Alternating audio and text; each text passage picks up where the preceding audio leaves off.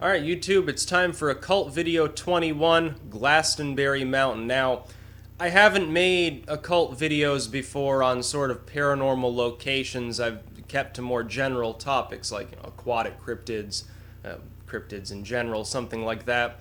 But Glastenbury Mountain is one of the strangest locations within the sort of paranormal lexicon of the United States, and it just happens to be about 20 miles south of here. It's not far away. If you go through Bennington, you can see Glastenbury Mountain, and the mountain even looks creepy. It looks like the typical lonely sort of Transylvanian peak with the rocky top with a few sparse pine trees on it, very dark, very dense. There's not a lot of settlements in and around it. There are abandoned villages on its slopes, but that's about it. And the tales of Glastenbury being sort of a cursed or paranormal location go back centuries to Mesoamerican mythology. A lot of the times when you see David Paulides actually covers Glastenbury in Missing 411. I think there were 7 total disappearances there. Only 5 are generally cataloged, but there have been other strange phenomena there as well. Typically, when you get, at least within the Americas, when you're talking about cursed locations, locations of disappearances, something like that, a lot of the times the legends go back to pre-colonial eras. That is, that you get tales from the Native Americans living in these areas about these places being haunted or accursed or filled with demons and spirits or home to some fantastic, bizarre creature. You get like the Thunderbird out west. You get tales of the Manitou in some of the lakes regions. And here, Glastenbury Mountain really is one of the weirdest.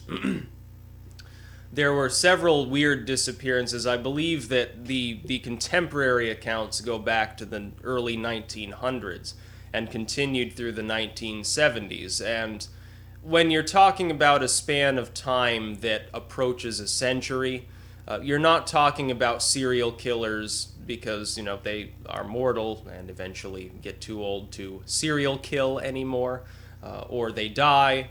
You're not talking about serial killers. You're not talking about a specific known creature that might be dragging people off into the woods like, oh, well, yeah, there's a 500-pound bear up there that's just particularly cantankerous, ate somebody 100 years ago and now has the taste for human flesh and now stalks people in the night. That's not what you're getting. More often with these disappearances, you have a case where somebody's just there for a short period of time, never comes back, and is never found. No remains are found, no personal belongings in some cases are found. And the fact that you have 5 contemporary accounts from this one general region boggles the mind. It's strange, especially because this isn't a case where, you have 5 disappearances in an area where there are millions of people, like, Queens or something like that. These are disappearances in a very rural area where the only major settlement nearby is Bennington. And Bennington's not all that fucking large, let's face it. It's a disproportionately high number of disappearances in an area with a disproportionately low number of overall visitors. It's not even really a tourist attraction or anything. It used to be sort of a logging mecca back at the turn of the century. There was a lot of industry there. Got washed out by some sort of freak storm or flood or something. Went south. They sort of did their business and left. There are a few abandoned camps there. And that's really all you have. As far as the Mesoamerican legends go, you've got a story about rocks that swallow people and they never return, like somebody accidentally touches the wrong rock and disappears and is never heard from again. You have tales of not will-o'-the-wisps. There's a different story I've noticed in paranormal legends. There's a difference between the sort of lights that you would see in a low-lying swampy area, sort of the will-o'-the-wisp legends that sort of lead somebody into the swamps and they drown or starve or whatever. And the sort of fires and energies that you see on mountain slopes, they appear to be different. Now, interestingly, the swallow you up alive rock story and the idea of rocky outcroppings on some of the lower slopes of Glastenbury Mountain very closely approximate similar tales in Scottish lore, in Irish lore, in Welsh lore, in Icelandic lore, in parts of Scandinavia. There's, especially in Iceland, you have these tales of these sort of boulder fields where you've got these rocks standing there, and they're rumored to be inhabited by gnomes or fairies or elves or something, depending on which culture you're talking about. And the idea is you're supposed to leave them alone. Small children might be occasionally lured there and have tea with the elves and be fine. As far as adults, leave the fucking rocks alone, because otherwise you're gonna get cursed, you're probably gonna die. They don't like adult visitors for some reason. I don't know. It's one of these fairy tales that you have in all of these cultures that nonetheless seem to have a little bit of strange truth behind them, and nobody can really figure out why. Now, I've always said, I believe that there are certain structures, whether it be a boulder sticking up in the middle of a flat field, a tree that's standing on its own, a single mountain peak that happens to come to a terminal, almost pyramidic point, that these areas generate some sort of weird energy simply by their geometric form. I relegate it partially to the idea of science, but I say, well, if there's something crossing over from some other plane of reality in these locations, naturally it's also spiritual. It's just science is not yet fully understood. In the case of Glastenbury, though, it's almost strictly negative. In some of these other cultures, you have tales, again, small child wandering around the rocks, just playing around, meets the fairy folk, meets the elf folk, meets the hidden folk, has tea, is served cookies, goes inside the rock and stays there for a couple of hours, talking to some elf, and then leaves. And this happens to some of these kids repeatedly, whereas the adults get cursed. In Glastonbury, you don't have such tales. In Glastonbury, the only tales you have are tales of people being terrified out of their minds or disappearing entirely and never being fucking heard from again. I will tell you this. I probably wouldn't want to go up on Glastenbury Mountain alone myself, despite the fact that I'm a believer in science and things like that. There's something weird that goes on up there.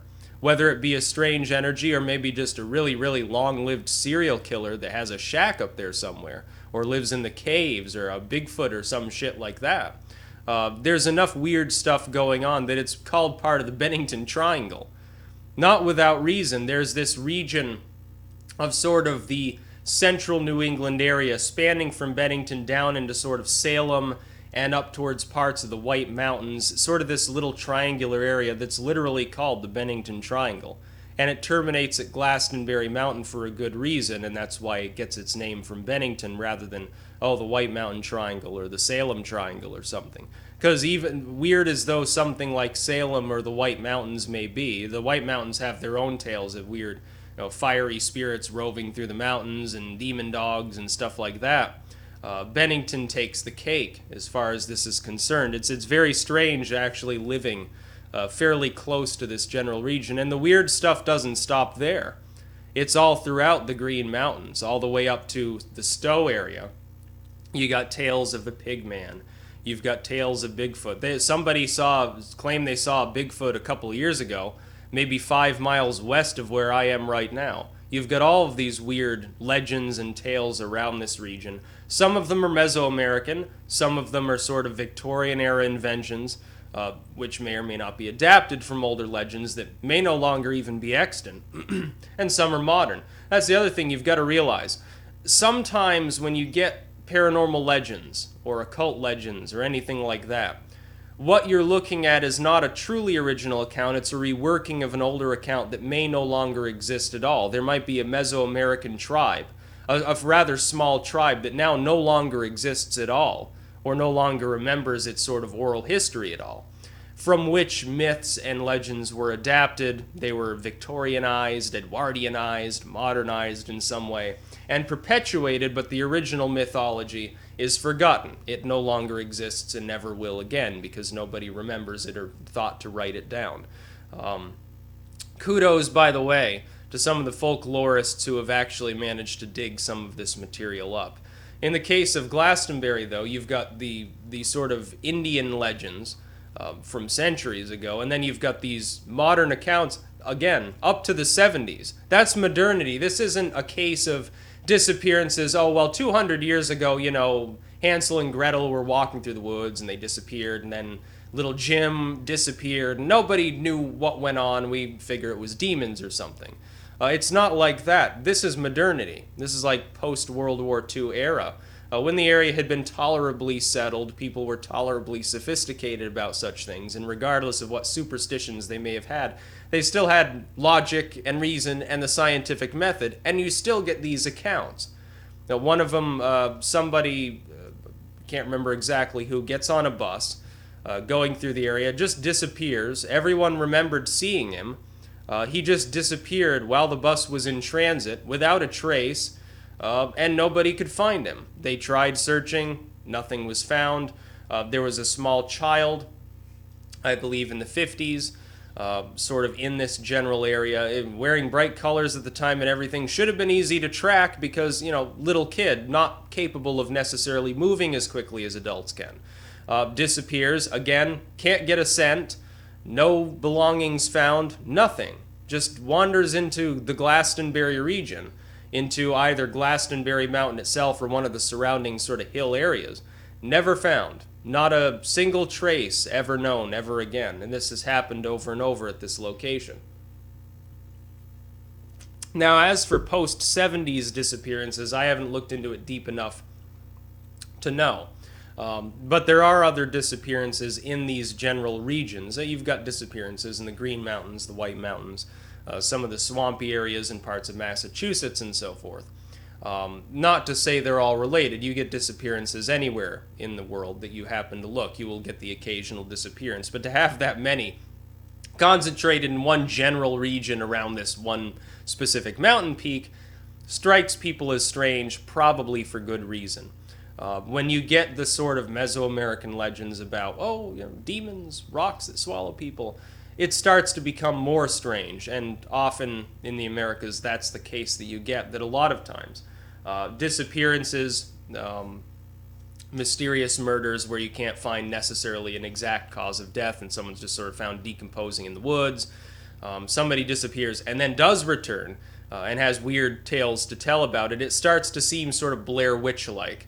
The story of the Blair Witch could be basically modeled on Glastenbury Mountain. That's what shocks people about it. It's that strange. And that warped and wicked. In some of these cases you have, again, a case where there may be positive interactions or sort of neutral interactions or just general spook stories in an area. You don't get that with Glastenbury. It's all negative. It's all murder and death and disappearance and demons. It's a weird area. Even looking at the mountain, even on a nice bright and sunny day, the floor of that mountain is completely and utterly dark. I've never been on the physical mountain itself. I've been in the foothills around the area. They're exactly the same. Look at it from satellite. It's just an endless stretch of nothingness. There's nothing there. Nobody is settling in these hills around Glastenbury Mountain. Part of that's probably they're fucking frightened of being near it. I probably wouldn't want to live. I'd be fine living near a cemetery or an old cathedral or something like that, but I don't know if I would want to move to that general area. Even Bennington's a little bit spooky when you think about it. There's some weird woods around that area, kind of like the weird woods you get up in the northern end of the Green Mountains. Most people in Vermont will tell you that there's something strange going on there. They may not let it on to the tourists, but everybody knows about Glastenbury Mountain if they have any breadth of knowledge about the paranormal at all, if they're even remotely interested in it. You ask someone from Burlington, maybe they're from out of state and they don't know the legend. You tell anybody else, have you heard of Glastenbury Mountain and the Bennington Triangle? Yeah, we've heard of it. Trust me, we have. They've even made documentaries about it. It's fucking weird. It's something that interests people in a more negative way. Just some thoughts about Glastenbury Mountain. It's only peripherally occult related, but anything within the paranormal, let's face it, basically overlaps with the occult. Because a lot of the times you get tales of, witches, curses, and demons and stuff mixed in with the paranormal and the disappearances and all that stuff.